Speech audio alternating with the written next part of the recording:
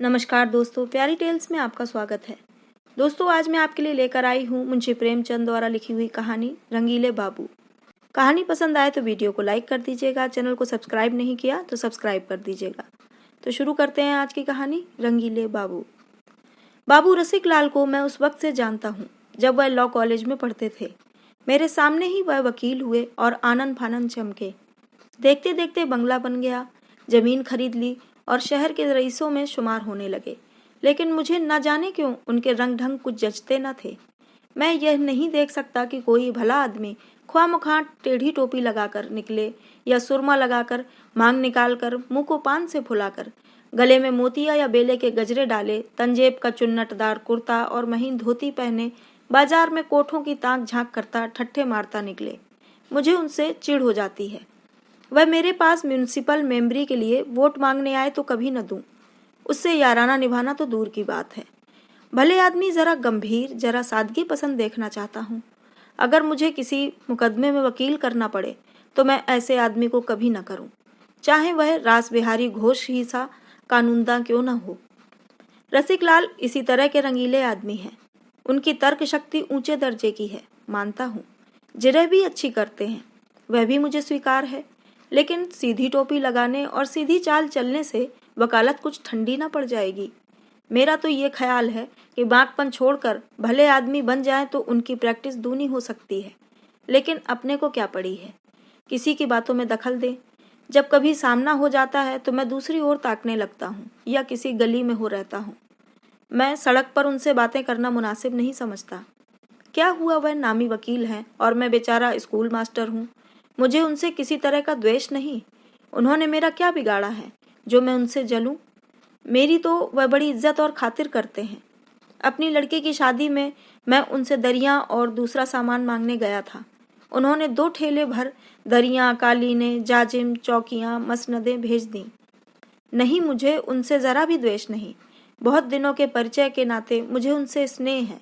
लेकिन उनका यह बांकपन मुझे अच्छा नहीं लगता। वह चलते हैं तो ऐसा जान पड़ता है जैसे दुनिया को ललकारते चलते हों। देखूं मेरा कोई क्या कर सकता है, मुझे किसी की परवाह नहीं है। एक बार मुझे स्टेशन पर मिले, लपक कर मेरे कंधे पर ही हाथ रख दिया। आप तो मास्टर साहब कभी नजर नहीं आते, कभी भला साल में एक आध बार तो दर्शन दे दिया कीजिए। मैंने अपना कंधा छुड़ाते हुए कहा, क्या करें साहब, अवकाश ही नहीं मिलता। बस आपने झट से बाजारी शेर पढ़ा, तुम्हें गैरों से कब फुर्सत, हम अपने गम से कब खाली। चलो बस हो चुका मिलना, न तुम खाली न हम खाली। मैं हंस तो दिया। जो आदमी अपना लिहाज करे उससे कोई कैसे रुखाई करे। फिर बड़े आदमियों से बिगाड़ करना नहीं चाहता। न जाने कब अपनी गरज लेकर उनके पास जाना पड़े। लेकिन मुझे उनकी यह बेतकल्लुफी कुछ अच्छी न लगी। यूं मैं न कोई तपस्वी हूं न जाहिद। अरसिक होना उस बांकपन से भी बुरा है। शुष्क जीवन भी कोई जीवन है जिसमें विनोद के लिए स्थान न हो। वन की शोभा हरे भरे सरस वृक्षों से है, सूखे हुए ठूंठों से नहीं। लेकिन मैं चाहता हूँ आदमी जो कुछ करे छिपा कर करे। शराब पीना चाहते हो मगर पियो एकांत में। इसकी क्या जरूरत है कि शराब में मस्त होकर बहकते फिरो। रूप के उपासक बनना चाहते हो बनो, लेकिन इसकी क्या जरूरत है कि वेश्याओं को दाएं बाएं बैठाए मोटर में अपने छैलपन का ढिंढोरा पीटते फिरो। फिर रसिकता की उम्र भी होती है। जब लड़के जवान हो जाएं, लड़कियों की शादी हो गई, बाल पक चले, तो मेरे ख्याल में आदमी को कुछ गंभीर हो जाना चाहिए। आपका दिल अभी जवान है, बहुत अच्छी बात है। मैं तुम्हें इस पर बधाई देता हूँ। वासना कभी बूढ़ी नहीं होती।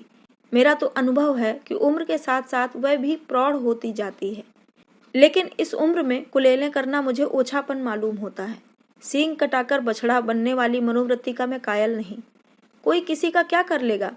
लेकिन 4 भले आदमी उंगली उठाएं, ऐसा काम क्यों करो। तुम्हें भगवान ने संपन्न बनाया है, बहुत अच्छी बात है।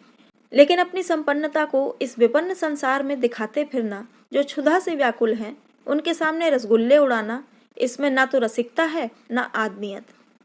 रसिक लाल की बड़ी लड़की का विवाह था। मथुरा से बारात आई थी। ऐसे ठाठ की बारात यहाँ शायद ही कभी आई हो। बड़ी धर्मशाला में जनवासा था। वर का पिता किसी रियासत का दीवान था। मैं भी बारातियों की सेवा सत्कार में लगा हुआ था। 1000 आदमी से कम न थे। इतने आदमियों को सत्कार करना हंसी नहीं है। यहाँ तो किसी बारात में 150 आदमी आ जाते हैं तो अच्छी तरह खातिर नहीं हो पाती। फिर बारातियों के मिजाज का क्या कहना। सभी तानाशाह बन जाते हैं। कोई चमेली का तेल मांगता है, कोई आंवले का, कोई केश रंजना, कोई शराब मांगता है, कोई अफीम। साबुन चाहिए, इत्र चाहिए। 1000 आदमियों को खाने का प्रबंध करना कितना कठिन है। मैं समझता हूँ 20-25 हजार के वारे न्यारे हुए होंगे, लेकिन रसिक लाल के माथे पर शिकन न आई। वही बांकपन था, वही विनोद, वही बेफिक्री, न झुंझलाना न बिगड़ना। बारातियों की ओर से ऐसी ऐसी बेहुदा फरमाइशें होती थी कि हमें गुस्सा आ जाता था। पाव आध पाव भांग बहुत है, ये पसेरी भर भांग लेकर क्या उसकी धूनी देंगे। जब सिनेमा के 100 अव्वल दर्जे की टिकटों की फरमाइश हुई तो मुझसे न रहा गया। रसिक लाल को खूब डांट बताई और उसी क्रोध में जनवासे की ओर चला कि एक एक को फटकारूं। लड़के का ब्याह करने आए हैं या किसी भले आदमी की इज्जत बिगाड़ने। एक दिन बगैर सिनेमा देखे नहीं रहा जाता। ऐसे ही बड़े शौकीन है तो जेब से पैसा क्यों नहीं खर्च करते। लेकिन रसिक लाल खड़े हंस रहे थे। भाई साहब, क्यों इतना बिगड़ रहे हो? ये लोग तुम्हारे मेहमान हैं। मेहमान 10 जूते भी लगाए तो बुरा न मानिए। यह सब जिंदगी के तमाशे हैं।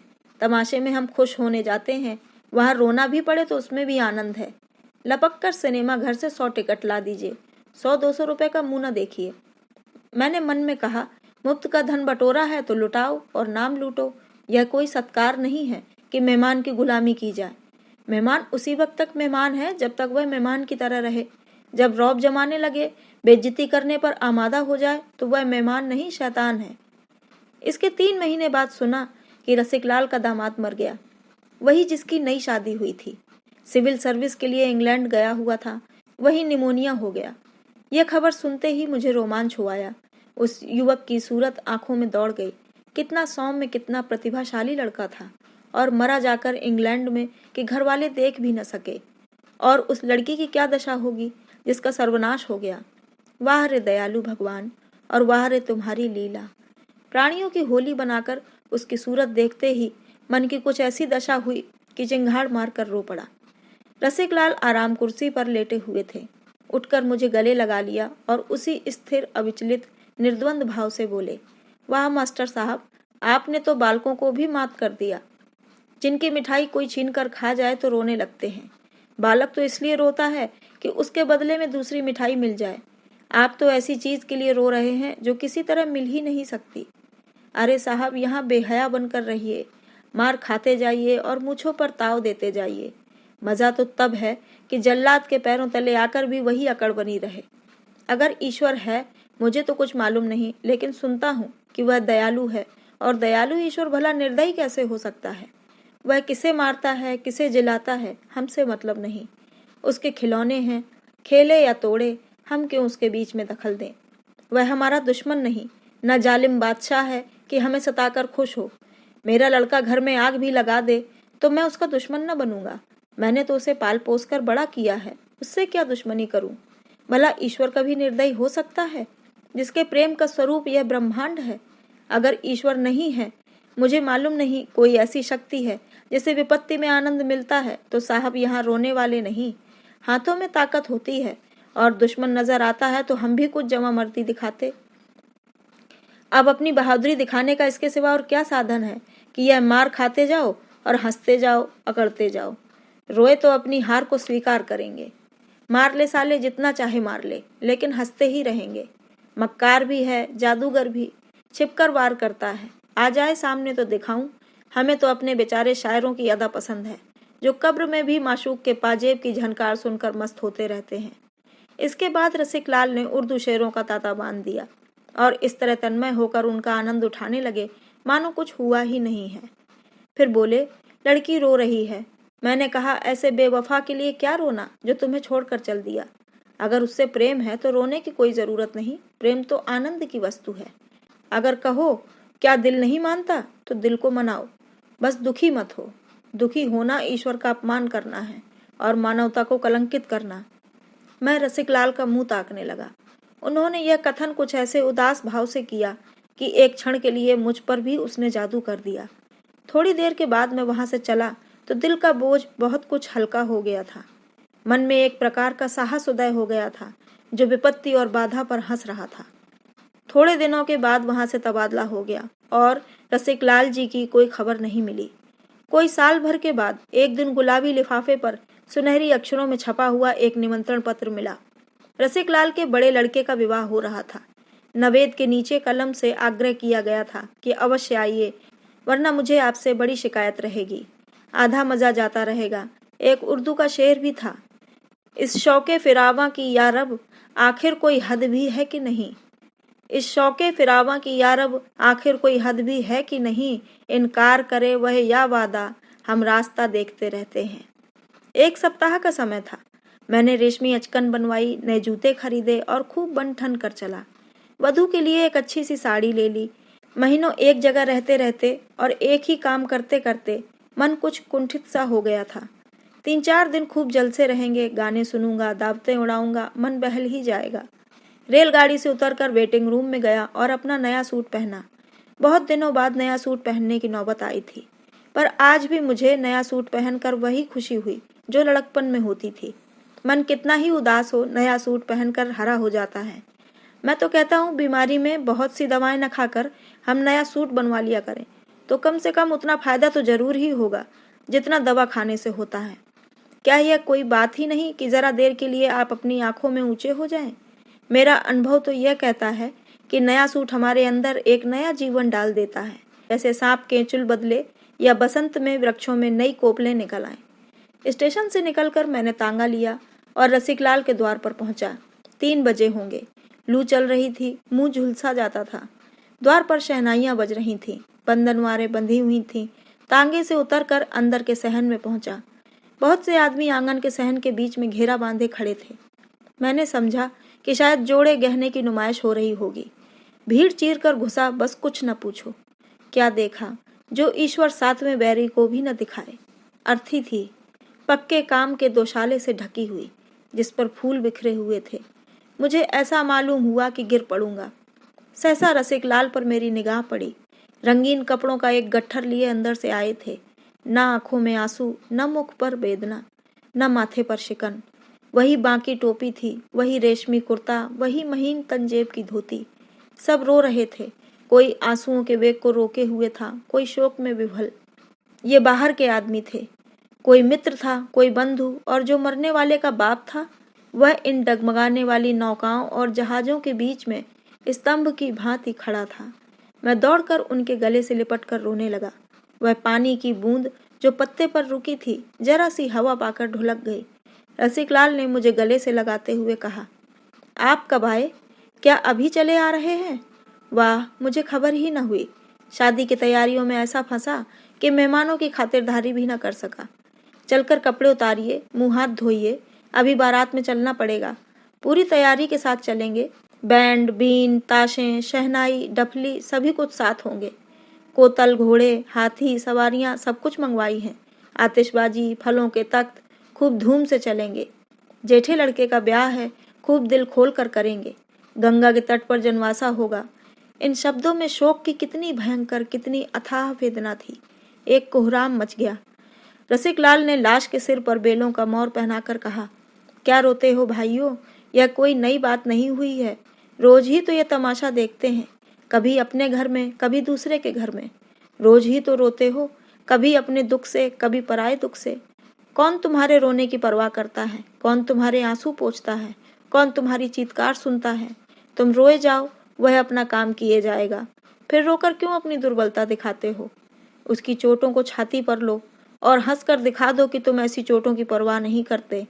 उससे कहो तेरे अस्त्रालय में जो सबसे घातक अस्त्र हो वह निकाल ला। यह क्या सुइयां सी चुभोता है? पर हमारी दलील नहीं सुनता। न सुने, हम भी अपनी अकड़ न छोड़ेंगे। उसी धूमधाम से बारात निकालेंगे, खुशियां मनाएंगे। रसिकलाल रोते तो और लोग भी उन्हें समझाते। इस विद्रोह भरी ललकार ने सबको स्तंभित कर दिया। समझाता कौन? हमें वह ललकार विक्षिप्त वेदना सी जान पड़ी जो आंसुओं से कहीं मर्मांतक थी। चिंगारी के स्पर्श से आबले पड़ जाते हैं। दहकती हुई आग में पांव पड़ जाए तो झुलस जाएगा, आबले न पड़ेंगे। रसिकलाल की वेदना वही दहकती हुई आग थी। लाश मोटर पर रखी गई। मोटर गुलाब के फूलों से सजाया गया था। किसी ने पुकारा, राम नाम सत्य है। रसिकलाल ने उसे विनोद भरी आंखों से देखा। तुम भूल जाते हो लाला, ये विवाह का उत्सव है। हमारे लिए सत्य जीवन है, उसके सिवा जो कुछ है मिथ्या है। बाजे गाजे के साथ बारात चली। इतना बड़ा जुलूस तो मैंने शहर में नहीं देखा। विवाह के जुलूस में 200-400 आदमियों से ज्यादा न होते। इस जुलूस की संख्या लाखों से कम न थी। धन्य हो रसिकलाल, धन्य तुम्हारा कलेजा। रसिकलाल उस बाकी अदा से मोटर के पीछे घोड़े पर सवार चले आ रहे थे। जब लाश चिता पर रखी गई तो रसिकलाल ने एक बार जोर से छाती पर हाथ मारा। मानवता ने विद्रोही आत्मा को आंदोलित किया, पर दूसरे ही क्षण उनके मुख पर वही कठोर मुस्कान चमक उठी। मानवता वह थी या यह, कौन कहे। उसके 2 दिन बाद मैं नौकरी पर लौट गया। जब छुट्टियां होती हैं तो रसिकलाल से मिलने जाता हूँ। उन्होंने उस विद्रोह का एक अंश मुझे भी दे दिया है। अब जो कोई उनके आचार व्यवहार पर आक्षेप करता है तो मैं केवल मुस्कुरा देता हूँ। दोस्तों, ये थी कहानी रंगीले बाबू। आशा करती हूँ आपको पसंद आई होगी। कमेंट करके हमें ज़रूर बताइएगा। चैनल को सब्सक्राइब नहीं किया तो सब्सक्राइब कर लीजिएगा। कहानी को पूरा सुनने के लिए बहुत बहुत धन्यवाद।